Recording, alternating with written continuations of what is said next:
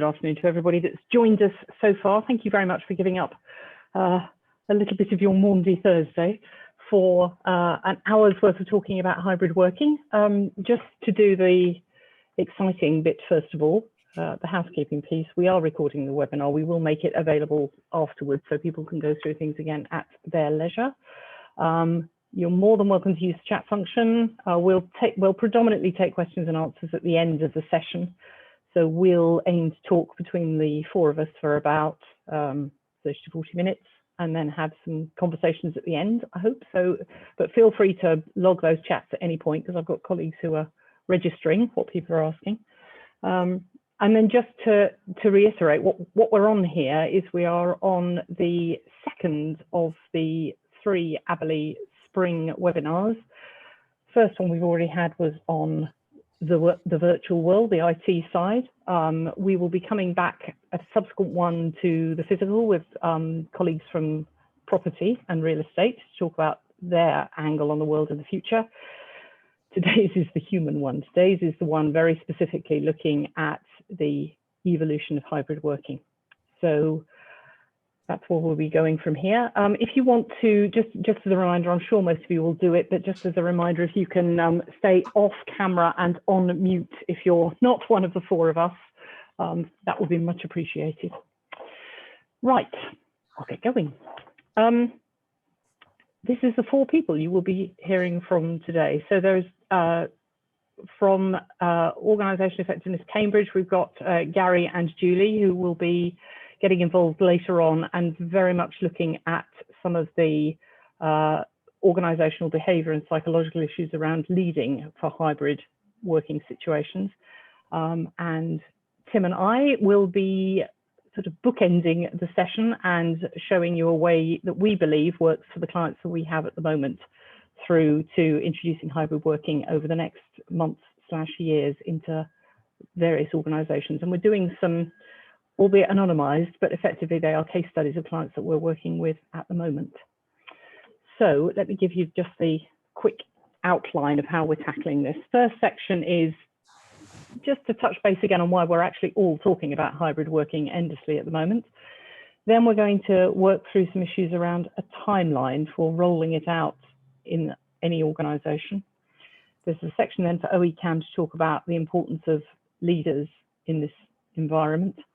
And then we will go back to looking at practical ways and milestones for making these changes happen, leading on to, at some point down the line in a year, 18 months, are we at a point of there being a different longer term plan, and how far ahead can we actually start to look? We're really keen that this session is as practical as can be. There's an awful lot being talked at the moment about the theory of hybrid working, and I think we probably all know that and could all deliver that part of this conversation. But what we would like to be able to think we've helped with by the end of this is some really practical ideas on how to move it all forward. So here comes a busy slide. This is just the last few days of headlines in conventional media, print media, social media about different organizations moving towards hybrid working. There are, we're very pleased to say, certainly 3 of our current clients listed here. So we feel that we've got a reasonable amount of very current experience on how to deal with this. What are we looking at in very broad terms? We're looking at organizations that still have massive commitments to their property portfolios, which they can't necessarily change in short order at all. But at the same time, we're looking at surveys from everybody who's doing a survey at the moment, post-pandemic, saying that people want far greater flexibility on how they return to an office. They also want far greater flexibility, it's been really noticeable over the last few weeks, on when they return to an office as well. So the whole thing has been thrown into a state of flux. And if you add to that, that current government statements are obviously, as best we understand it, aiming at the 21st of June for some kind of return to office working, probably not under COVID secure conditions, all to be confirmed, then you've got a building head of steam of people just wanting to know what's going on. So what I'm going to do is hand over to Tim for a minute, because our view on this is to help you with a timeline, but it's also to look at some of the complexities that we all need to be able to address. So, Tim.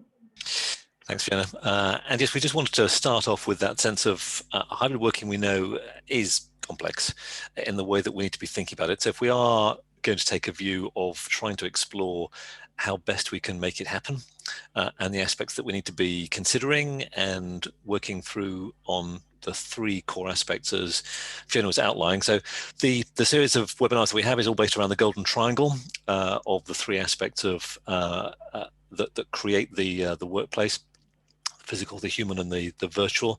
And so we've broken some of the elements down here into those three boxes just to give a bit of an overview, a bit of a summary of what some of those issues are.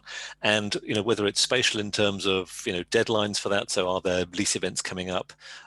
Is there something around the portfolio that I need to be understanding? There's been a lot of conversation over the types of space that people should be having. So again, through social media and beyond, the sense that there's no need for any desks in an organization now. You can, it's not an IKEA advert of chuck out the chintz, but it's very much a case of, we chuck out all the desks and we're just going to have collaboration and meeting space because that's all anybody's going to need. Is that right?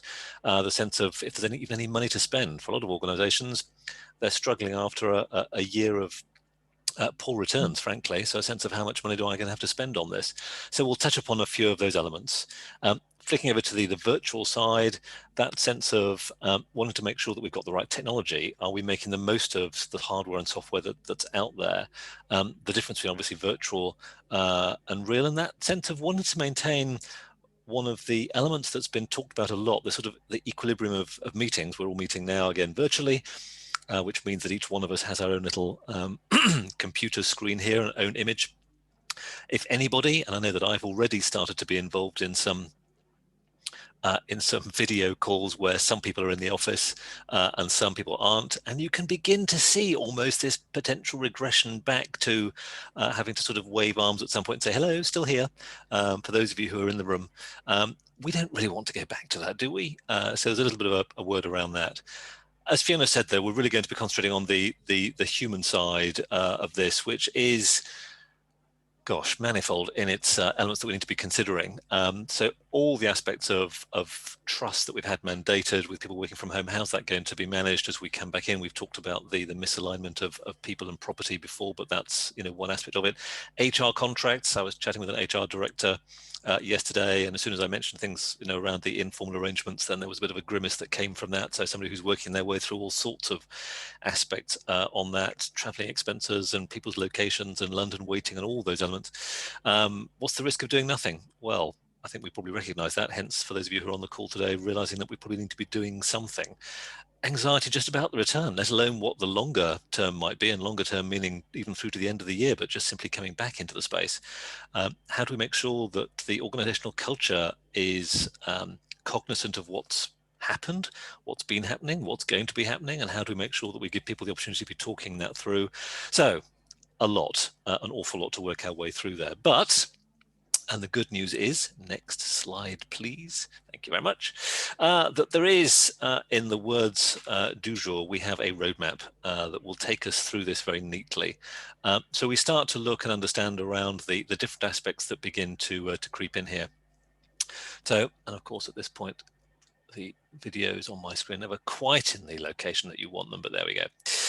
So we've got our engage and plan as the first part, which we're going to be touching upon very shortly. And that's the important part, is to understand that there's something that we can be doing right now.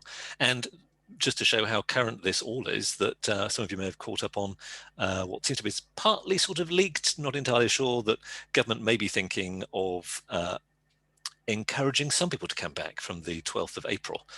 So even if we thought that we were working through a roadmap that gave us that sense of choice, the autonomy comes back to the individual again by the middle of June, we may not have that long.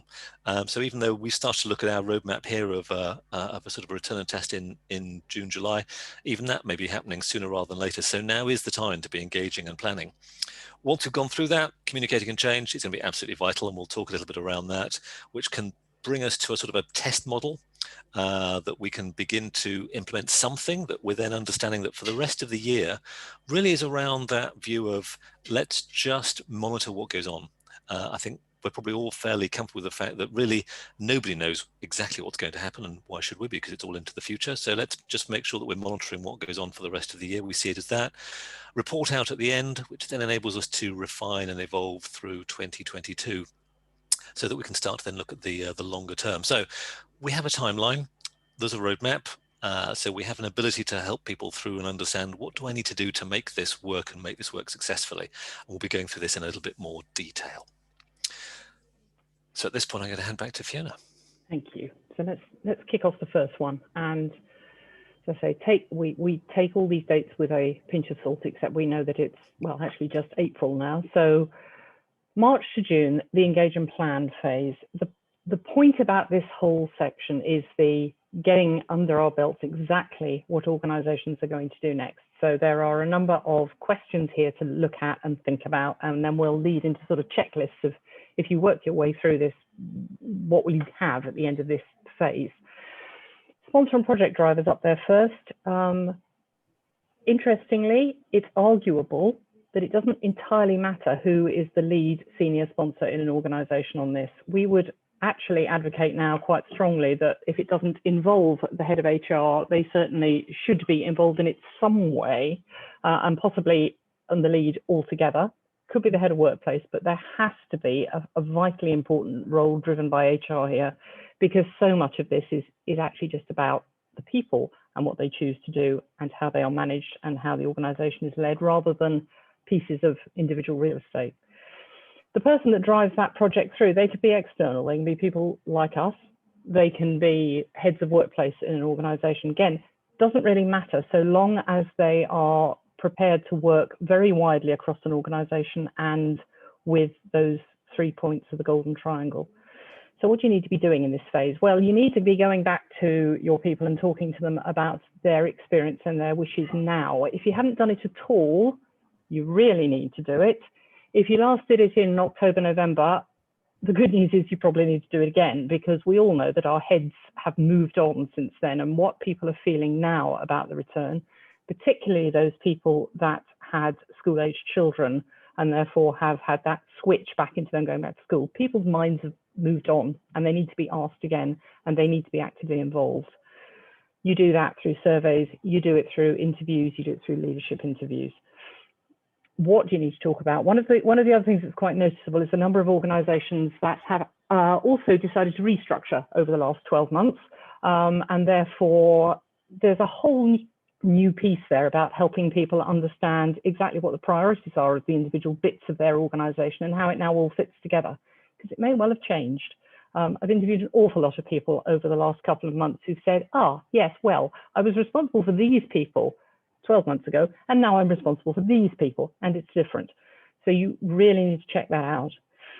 And you need to start having in some detail those conversations about what sort of work functions best in different types of space and at different times. And as I say, times is more and more coming into this as an issue, with people looking at weekend working, at working longer hours, shorter hours, middle of the night. Organizations have a responsibility now to figure out whether that works for them or whether it doesn't, and really understand that. You need to set your own timeline. It may be that your timeline is the 21st of June, as government appears to be at the moment, or possibly the 12th of April, but you definitely need to set your own and stand by it. Many organizations are talking about not having people coming back into their office spaces until maybe September. And that's entirely valid, but again, it's a decision that has to be taken and explained and then shared with people. You need to workshop what you're going to do with the golden triangle. None of this will work if HR, workplace and IT teams are not working hand in glove.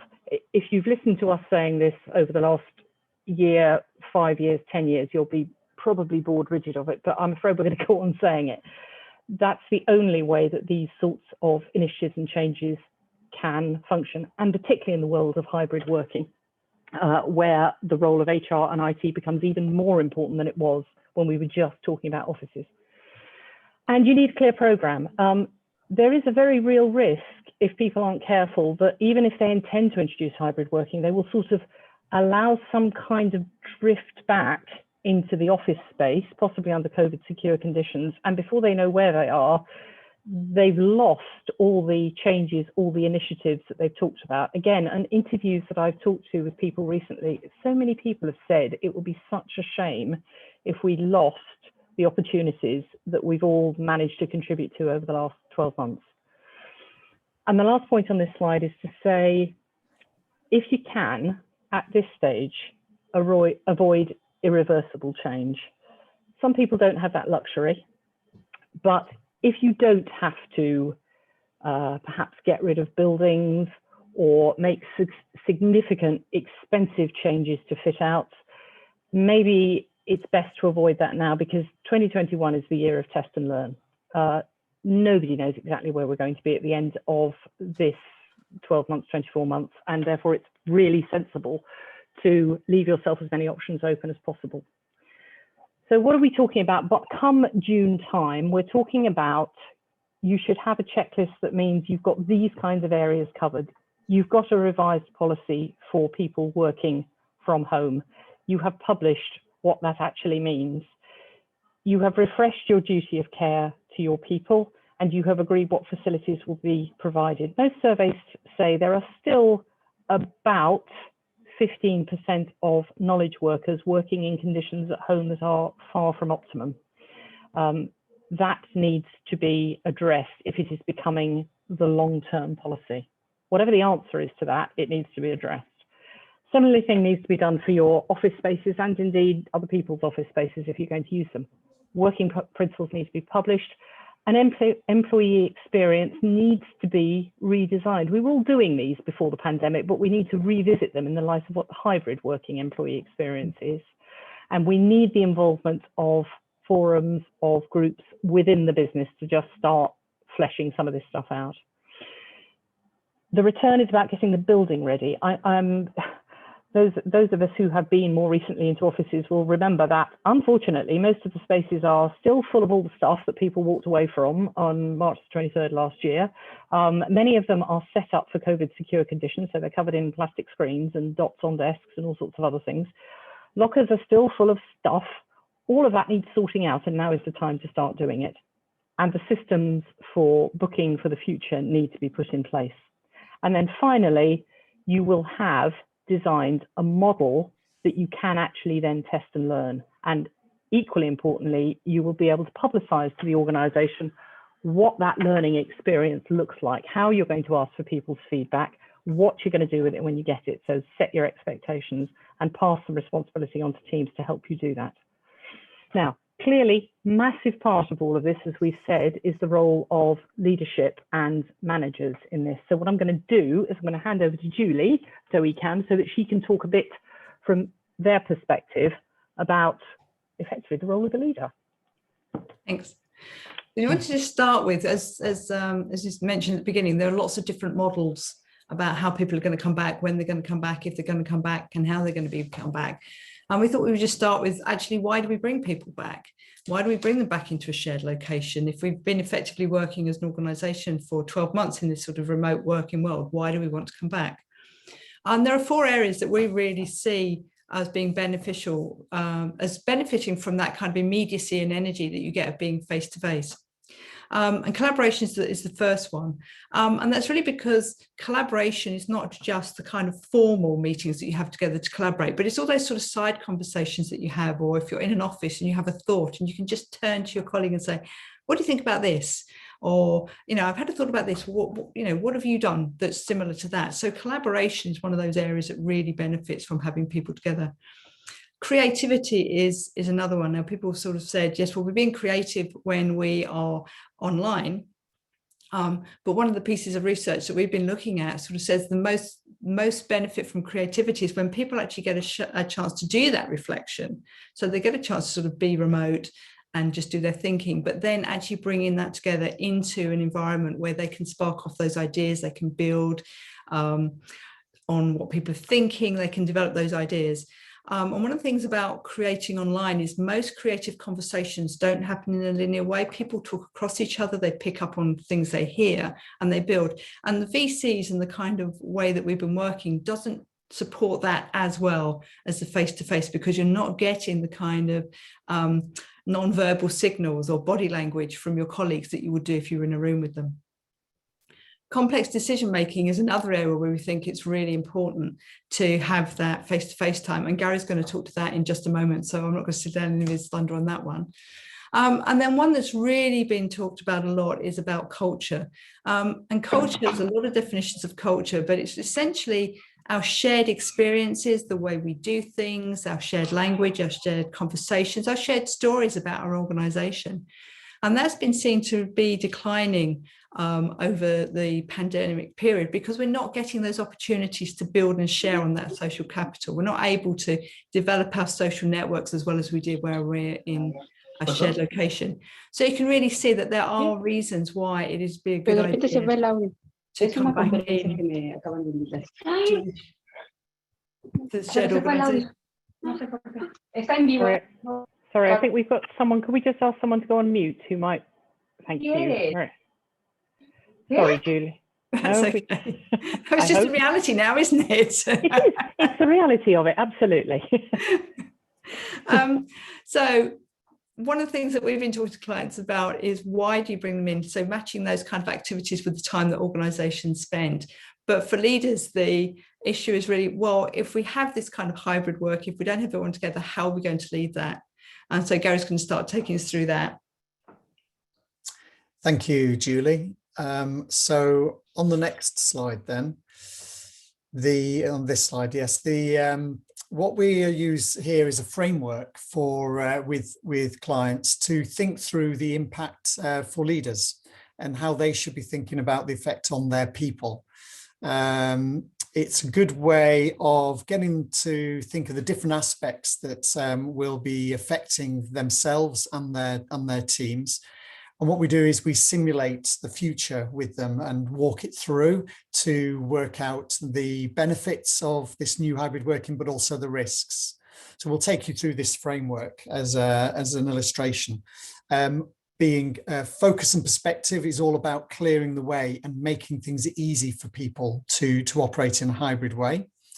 Autonomy is really about the mindset of the leader, where teams are having to work more autonomously than they were before, and therefore the leader's role is changing in this new world.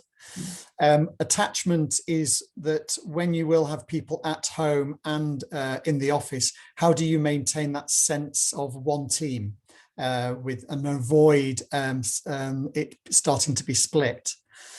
And then the fourth area is maintaining that sense of security, the feeling of being safe and knowing where you can get support from your leader. So these, we think, are the four areas that leaders need to be thinking about. And we'll address these in turn. So if we go to the first one on focus and perspective, and this really is around how decisions are made and how you hand off from one function or business to another. What people have found when everyone was working face to face is that a lot of the decisions were probably being taken place organically. There's a lot of informal conversations going on in the build up to a decision. There was a lot of tacit agreement or disagreement. There was some non-verbal cues exhibiting. And so over time, without people realizing, even if their decision-making process was rather fuzzy, they were able to get away with it because you were all in the same office or building. Now that you are either remote or this combination of remote and at home, it's harder to get everyone physically together at the same time all the time. And therefore, it becomes more difficult when you're framing an issue, when you're diagnosing it, when you're coming up with options and then eventually coming to a conclusion, that engaging the right people at the right time becomes more problematic. And what you end up is getting a distorted experience of who you're engaging with. You're more likely to be experience what's known as the echo chamber, because you're more likely to speak to those people that you feel safe with and are more like-minded, and less likely, if you don't have to engage with the more difficult people and the more challenging people. As a consequence, decisions are either taking longer or becoming have a lower quality to them, and ultimately getting less buy-in. And that will have an effect that will accumulate and build up over time if you don't address this. So what we're saying here is that the leaders need to really be clear with the purpose and direction of their team, their function, the project, the particular activities for the next month. Clarity is far more important than it used to be, and giving that sense of direction. The second area is really to look at role definition and role clarifying what the roles are, and maybe even some role design, especially where you are working at the interfaces between your function or your business and another.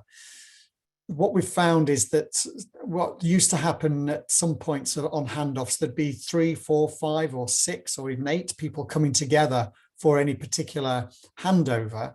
And that was partly quasi-social as well as business oriented, that you could do when you were face to face.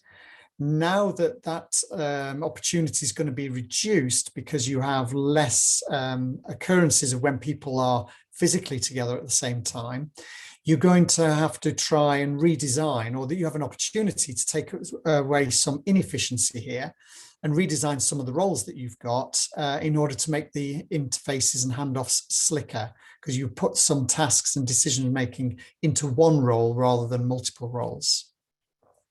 And the final piece is, when you're building up to make a decision, really be clear as to who the people that you want to confer with, and the stakeholders that you need to engage with, even if you're uncomfortable with them, and agree how you're going to engage with them through that decision-making process.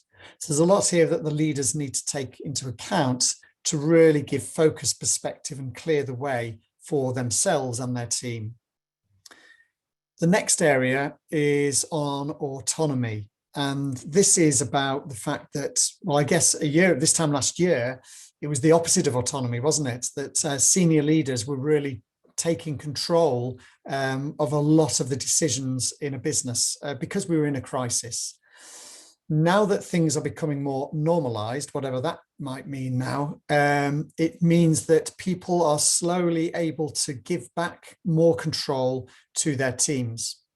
And when they're working in a hybrid fashion, it's even more important to allow those teams to act more autonomously than they were before.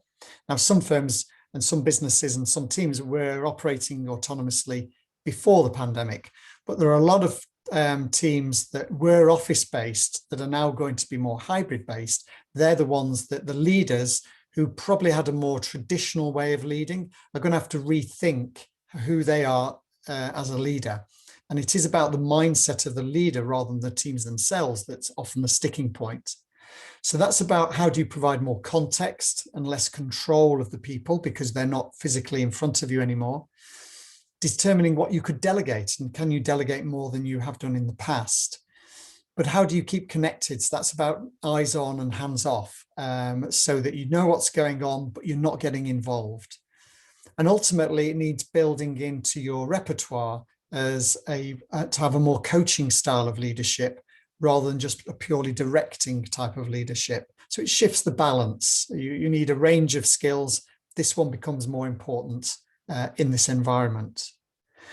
So those are two of the areas. We'll now move on to the third that Julie will pick up, which is on attachment. Yeah.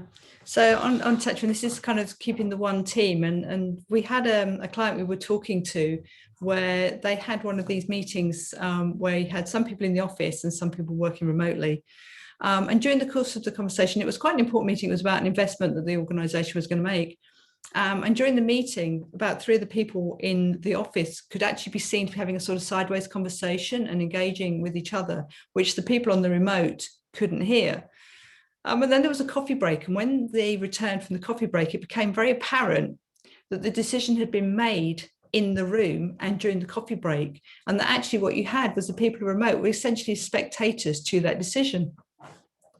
And what that is a great example of one of the things that leaders really need to be aware of and to mitigate against, and that's the formation of in-groups and out-groups.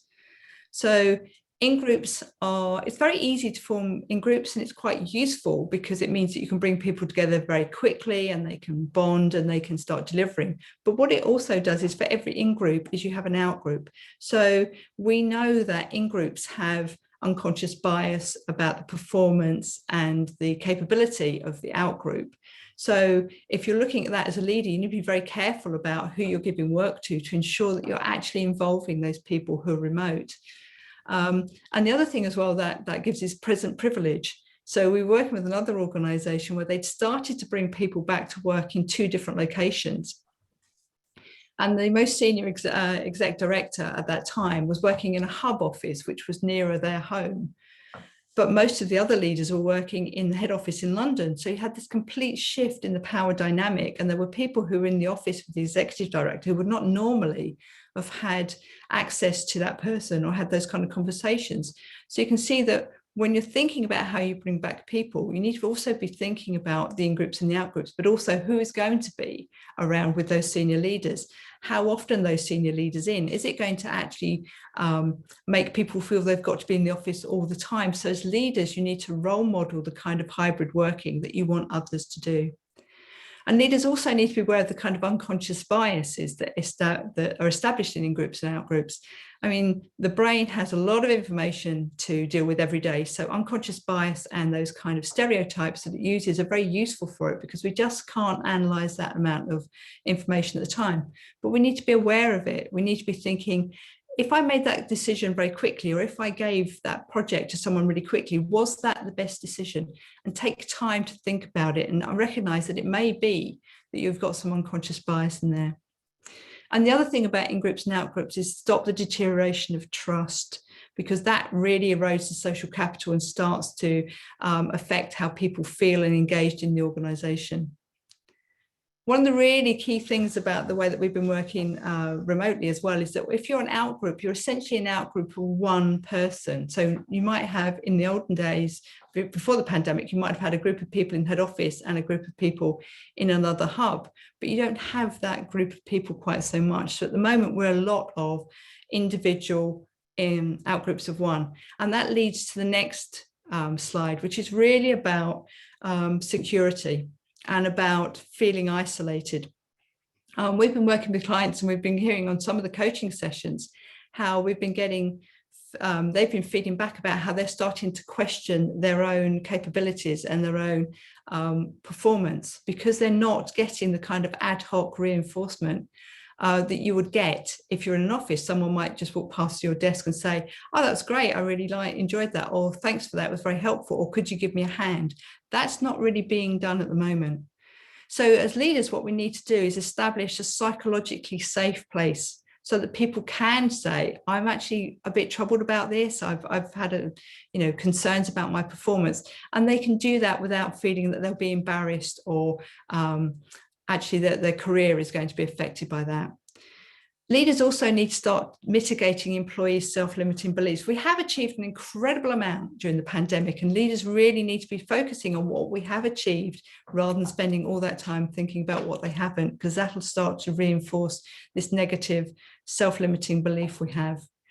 And one of the other things that leaders can really do to help reinforce the sense of security is use positive bias language. So just think about the words that you use and the language that you're using when you're talking to your people and making sure it's positive and supportive, and it's actually helping people to feel safe in that environment. So that's really all I wanted to say. So if we move on. Yeah.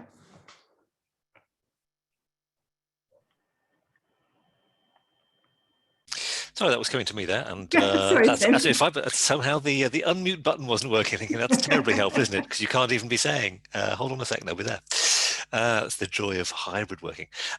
Thanks, Julie. And it does take us through a whole host of those elements there. So if we have a look at the sort of the next step of the roadmap that we were putting out at the front of this, Fiona went through the engage and plan. Of course, want to then be able to work our way through with leadership and make sure they're fully prepared and supported for the sort of the newer way of working. We need to be communicating that change with staff as well. So this just starts to give us a few of the pointers along here, not to go through these in lots of detail because we want to be able to make sure that we're leaving plenty of time for Q&A as well. But just making sure that we've got line management and HR ready for those individual discussions. Julie was broaching some of that straight away, but let's just make sure that we've got that in place.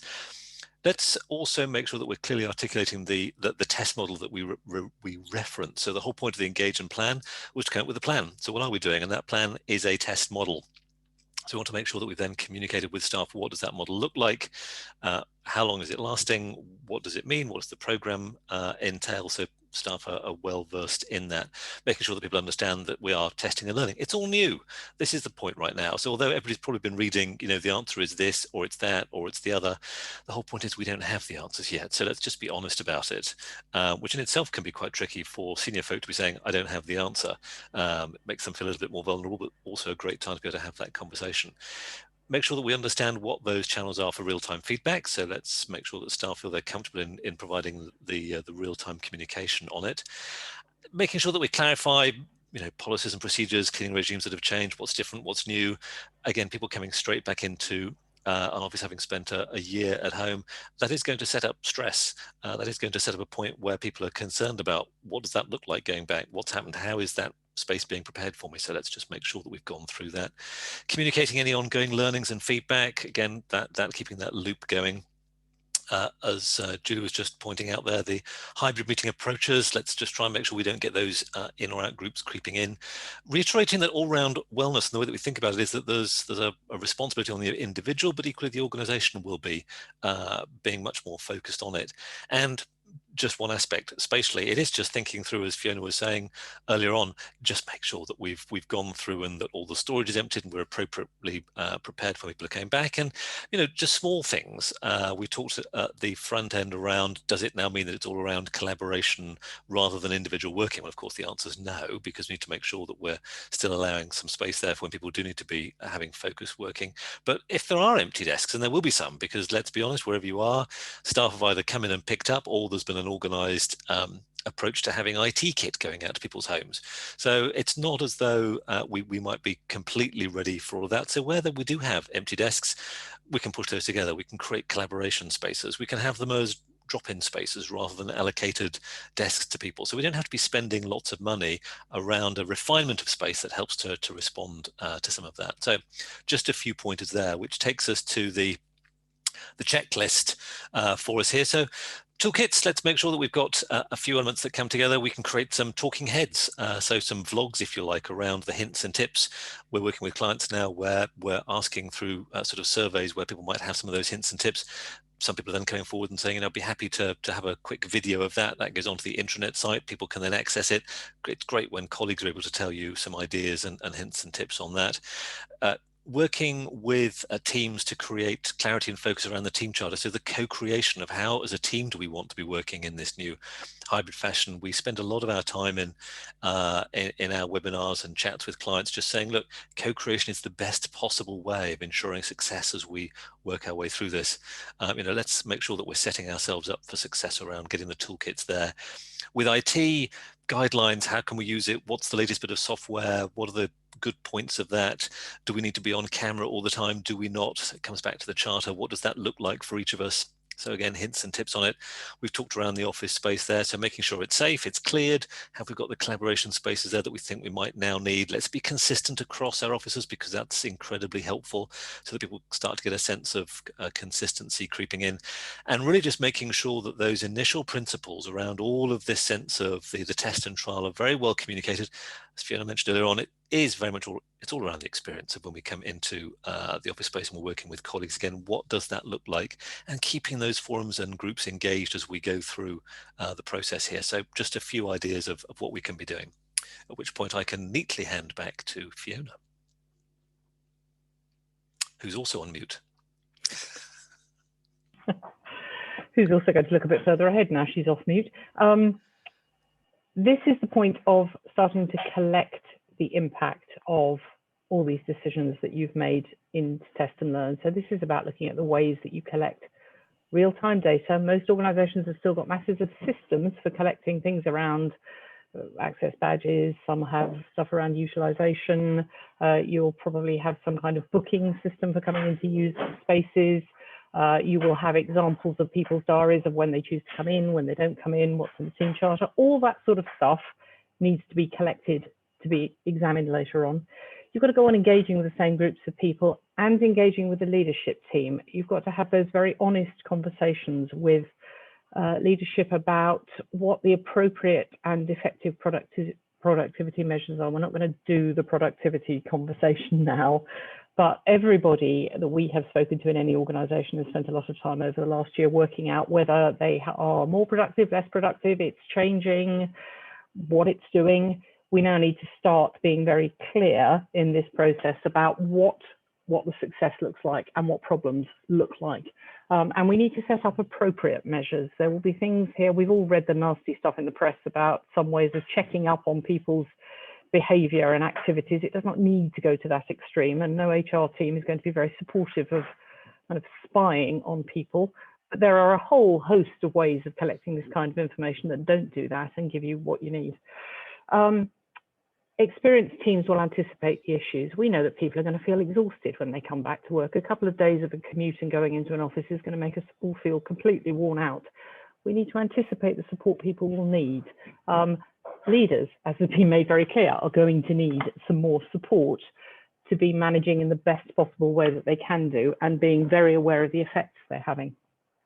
And you need to work the triangle. This is constantly talking through with this group of people to make sure that you are working the spaces to the best that you can and providing the best support you can for people. So by the time you get towards the back end of the year, you will start to have those issues around measurement of how the space is being used and how remote space is being used and what people's experience of it all feels like. You will have set expectations with people about what you're going to change and when you're going to change it. You're going to be giving support to leaders around that kind of thing. On the rapid response side, we've got a fairly simple, brutal approach. If something is obviously broke in this period and really not working for a lot of people, then you fix it. But otherwise, you say to people, if it ain't broke, in this instance, we wait and watch. This is a pilot, this is a test and learn. We've got to test and learn and give it a bit of time. And you're going to have to be actively reminding people on things. Most people have completely forgotten where their stuff was, where their lockers were, how the systems worked. That's not going to switch back on again at any time soon. So there's a huge amount of support going to be needed for people just to remind them on how things are going to function. And our idea with all of this is that by the time you get to the back end of the year, you've got a milestone, you've got a clear point at which you can collate all this data that you have collected, and you can draft an interim strategic report to look forward. So you can look at the impact of test and learn, you can work out what's working and not working, you can make those recommendations and changes. If building up business plans, capital programs is appropriate, stay-go decisions on buildings, just concepts or even simple space plans, all this sorts of stuff now starts to come into play because you've now got some data to base it on and you've got the experience of people working with it, and life has moved forward, time has moved on, and we've all started to be a bit more comfortable about what this actually looks like. There's a massively important piece in here which we've cited before about HR policy and recruitment. We're already starting to see people with non-geographic recruitment for organisations. We are already beginning to see people who are finding at interview stage they're being asked about hybrid working. Do I have to come in all the time? It's becoming a job differentiator for people, and organisations need to be on the front foot with an answer to that. Otherwise, they may lose out on people that they really want to get. And once you've got all this ready and you have presented it to leadership, and you have started to make agreements on what the way forward for the next stage looks like, of course, you need to tell the people that you've been involving for the last 6 months in a particular activity of what you're going to do. Don't leave them hanging, having given you all this useful information, and then tell them very little.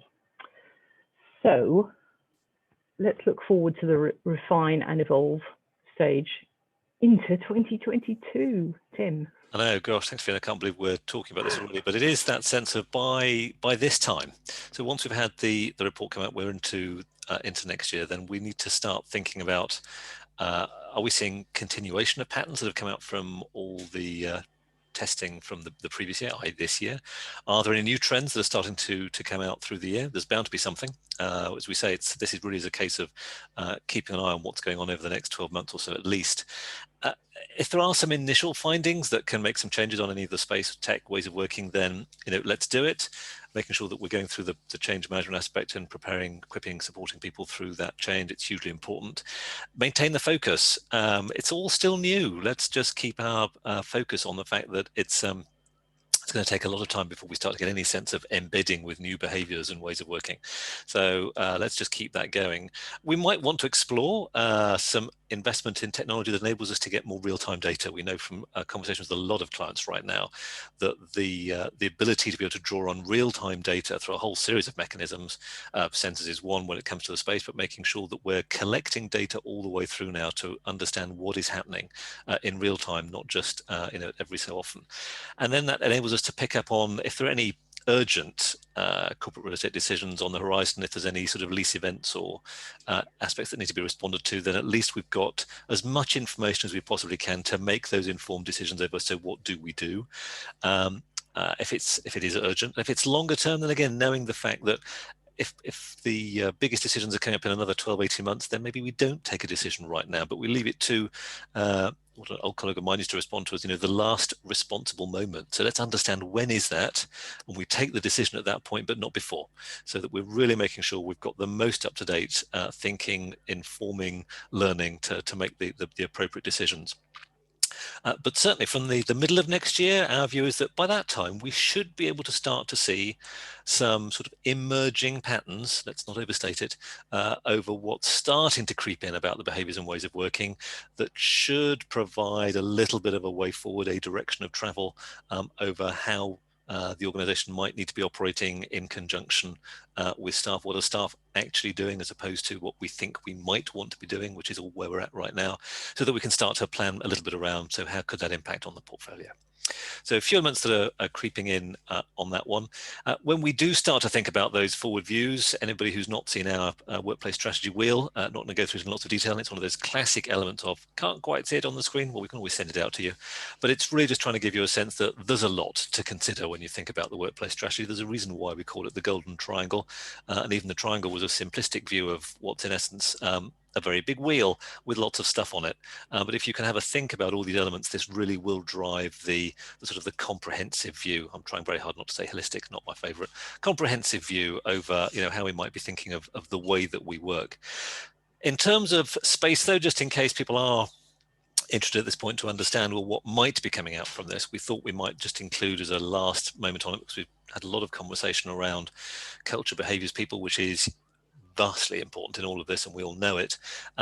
For a lot of clients, there's still an element though of the workspace creeping in on the end of this. So we thought we'd show just one element.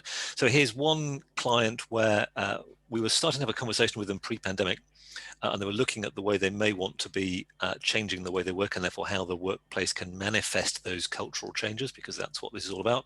And then through the pandemic, they decided to go for something much more revolutionary. So not evolutionary, but revolutionary, in a sense of, well, we're no longer going to be allocating space to individuals. We're going to have, everybody now owns the whole floor.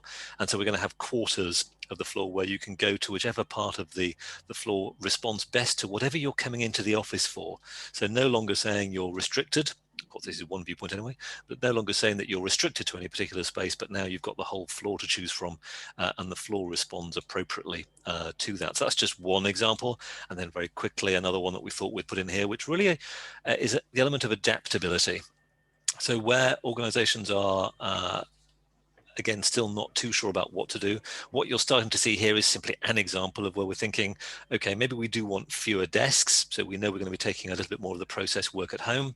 We want a little bit more of that collaborative space when we are in the office to respond to that interaction, sociability aspect.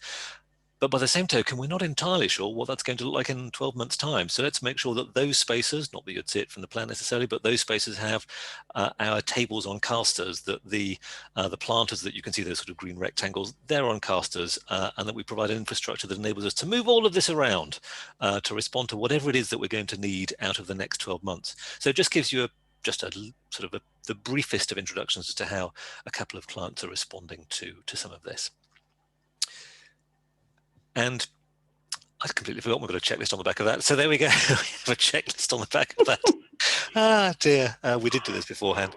My fault. So yeah, informing where that real estate and workplace strategy is going. So make sure that we've got an element of what we know that we're doing, the continuous change that's coming with it. So again, reflecting that a sense of adaptability that comes in, and refine as we go. That's hugely important. If we do need to manage the utilization peaks of troughs, as we mentioned a little bit earlier on, are we all going to be taking Monday and Friday as different and coming in on Wednesday? What does that mean? We think we probably know, but let's make sure that we're working on it. And as ever, if there's one thing that we always keep coming back to, but we'll stand on our soapbox for this one, make sure that the dialogue is continuing and that it is all about co-creation, because we come back to it where you're engaging with staff. You are setting yourselves up for success in a way that you're not if you manage this just singly with the infrastructure team. So make sure that we communicate that we're still learning. Thank you, Tim, very much. So what we're going to do is stop sharing for a minute so we can look at human faces again a little bit more. I'm just going to deal with some of the questions, actually. So thank you very much to all of you that have been sending questions in. So this is the bit where I just pick them out and then I go and target one of my 3 esteemed colleagues, or even try and answer them myself to deal with them. One of the questions that's come in is actually somebody asking about saying they're currently in the process of fitting out a new office, but will be going back to the old office for 6 months while that's happening. How does this alter our timeline? Sorry, now what's going to happen here is I'm going to have to keep going, Tim, and then try and answer it myself as well. But Tim. Sure. It's an issue we'll start with. There's a couple of clients that we're working with who have got exactly this issue. Somebody I'm working with right now who's moving in about a year or so to a new space, but is obviously in their existing space the next year, and we're starting to help them think through what does that look like. The way that we're starting to explore it is simply, if we've got a view over what that future perspective is starting to include, then let's see how we can tweak and refine the existing space to start to reflect some of that, so that we don't want to. It always seems really strange to be talking about losing out on, the gains that we've made through what has otherwise been a particularly awful 12 months in a whole host of ways.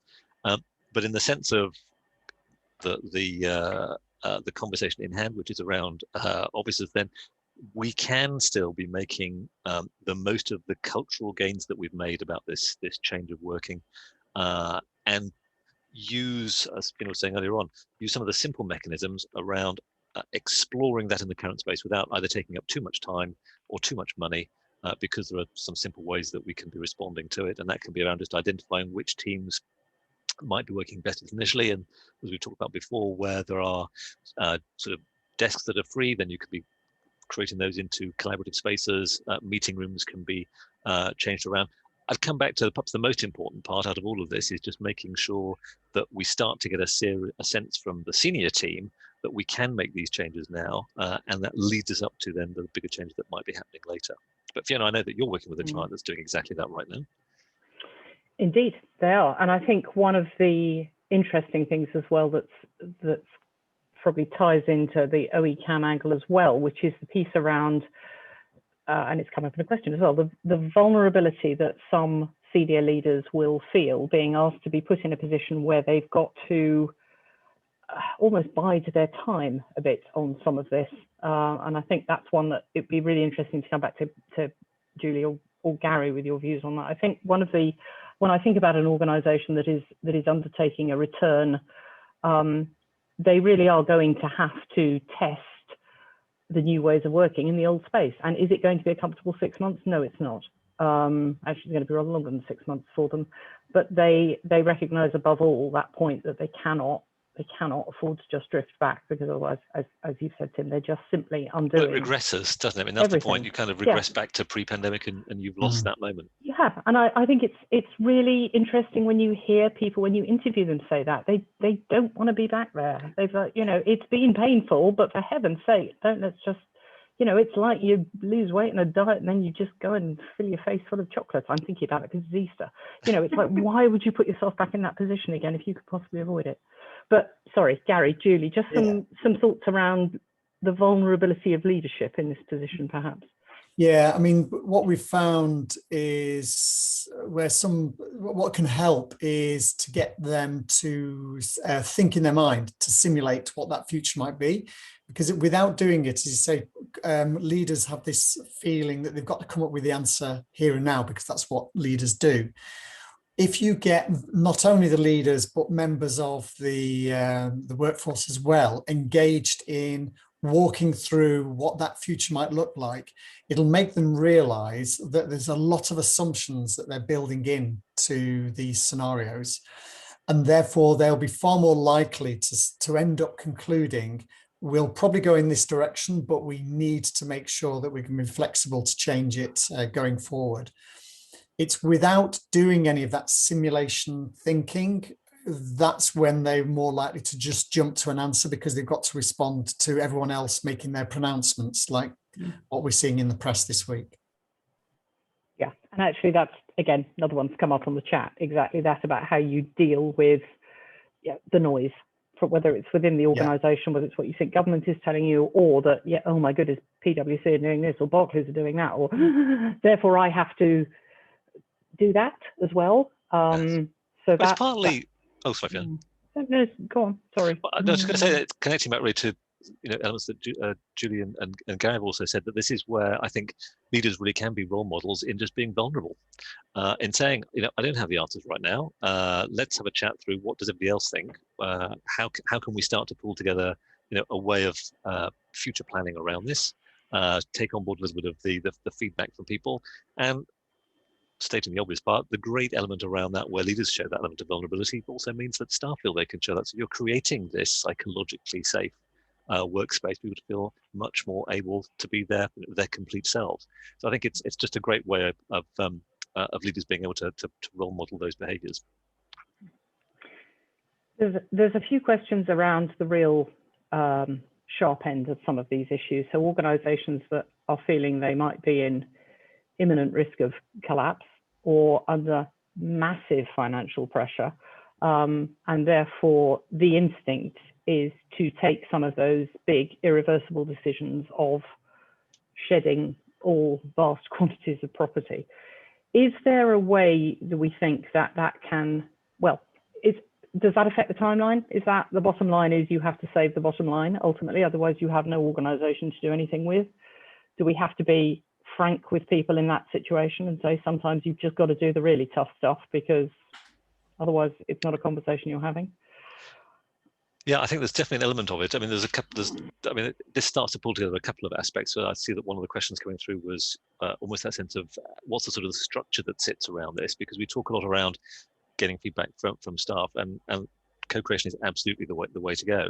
Equally, there are sort of givens that the organisation is going to need. And I was chatting through with one client only this week, where we were talking through on the feedback from staff, and the organisation is also then saying, well, that's great, but some of what staff are saying is not something that we can easily respond to. It's really not going to suit particularly the way that we need to be working over the next 12 months or so, maybe into the future, further into the future, but not right now. So there's going to become an element where the organisation has to say, we can't quite do that. I think as long as an organisation is open into why that's the case, because when staff are given their feedback, the last thing you want to do is ignore it or just ride roughshod over it.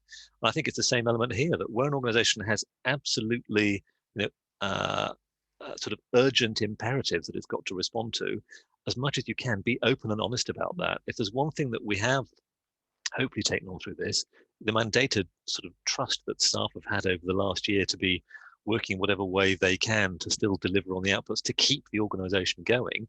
Staff have put their all into that. So if there's feedback on it to say, well, actually, we need to be doing X, Y, and Z to keep the organisation going, then by and large, staff will buy into that, because they've been doing the best they possibly can to keep it going over this time as well. So I think don't underestimate the ability of humans as a whole to kind of respond to those sort of calls to action. Yeah, I think as well that people in your organisation aren't working in a vacuum. They have the inputs from the media. They'll read the same newspapers you do. They'll see what are happening to big companies losing money and everything. And if you will that into part of your compelling change story, this is the reason we're doing it. We need to do it because, and this is how we're going to do it. And you don't have to have all the answers as leaders at that point, but what you do have to have is kind of integrity and honesty around your conversation, and also consistency. So if you say, we don't have the answers yet, but we're working on it, and in a month we'll come back to you. Even if in a month you still don't have the exact answer, you go back in a month and you say, this is where we've got to, this is how the story's changed, and this is where we're going. So leaders can really develop that compelling story, which will take people with them, because we're not, as I say, we're not living in vacuums. It's not like all the leaders know the bad things that are happening in the world and we don't. We all know what's happening. I think that's an excellent point. Yeah. A couple of questions about turning leaders into coaches effectively. Is that what you're, I guess, Gary, what you're sort of advocating? And if so, how do you make that transition for people? Well, it's just another weapon in their armory, really, because leaders are finding they need to act as coaches more often. It doesn't mean that you lose all the other aspects of leadership. Like the first point that we made was that the benefit of a leader giving a sense of direction is important. The benefit of the leader clearing the way, so trying to make it easy for people to work. The benefit of the leader to create that sense of security and that pastoral role, and the sense of a leader being a coach. So what it requires is more coaching, ironically, for some leaders who need to rethink what their role is. And this particularly does apply to leaders that have been used to many years of leading within an office. As we all know, there are many organizations, many teams that have operated this way quite naturally for many years. It's the ones that have been used to and brought up and become successful leaders in the office environment. They're the ones that'll have to rethink and unpick what their role is as a leader. Okay, thank you. What I'm going to suggest is, since we're coming towards the end of the time, and it's nearly Easter, so I'm sure you all want to go and eat hot cross buns or something, but one more set of questions I'd just like for us to talk about, and then any others that have come up in the chat. What we'll try and do is we'll just pull them together, make sure we've answered them for you, and perhaps send around a short paper summarising some of the things that have come out of today to share with everybody, as well as making the webinar available online. It's the piece around the roles and activities that are suitable for different types of working. So whether, how do you work out whether a particular function works well in a hybrid way? Do you have to be in the office? Do you not have to be in the office? That big piece. Before I ask anybody else to answer that one, I'm just going to reflect on some conversations I've been having recently, which have really been in the devil in the detail, I think. It is fascinating to talk to people who have been doing a job for years, who can now go, we are not saying that our role is wholly one thing or the other, but we now really understand, to the point that Gary and Julie were laying out earlier, when we have to come together and when we don't. So I had a conversation with somebody who led a big audit team, who were talking precisely about the fact that they used to think that audit was something you could absolutely only do when you were kind of hovering over people. They now realize that they can do it remotely, but actually the optimum probably has a kick-off meeting when you're present. You can then do an awful lot of the actual audit of roles activities remotely, and then you do a feedback session at the end when you come back together again. So the devil there is completely in the detail. It's not just, oh, you do it all this way, but they've really thought it through. And these are the sort of issues that we want people to kind of pull out and be able to reflect on and design their team charters so that they can build their way of working around exactly that. Yes, I was going to say it's a perfect example of the, engage, discuss, co-create. It is that as an overview, it is that simple. I think it's often this case, going back to the comments that we made earlier on, that sometimes managers and leaders feel that they need to come up with all the answers, create the processes, draft them, and then just sort of hand them out in a very sort of command and control kind of way, because that's what we've all been used to. And yet we only have to go out and have a chat with people, and they will tell you perfectly well what's worked well, what hasn't over the last 12 months, how they can improve things, how things can be made better, and how amongst themselves they can sort through within parameters. So it's never just saying, you can have whatever it is that you ask for. It's always going to have some element of context and parameters that the organization can manage. And say, look, within that, what can we do? And as we've always seen, we never fail to come up with solutions that work when you take people through that kind of program. So, yeah, good example of that.